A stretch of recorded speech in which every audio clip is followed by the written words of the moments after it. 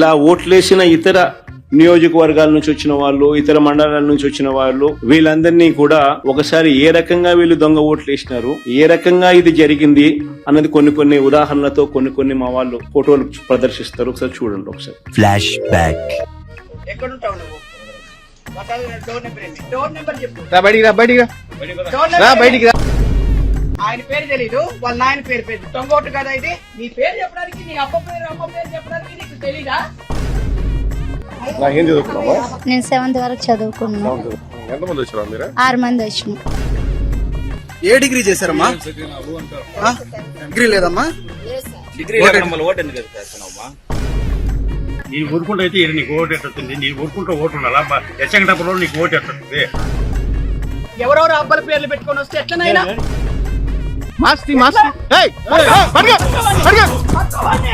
అట్లుంటది మనతో.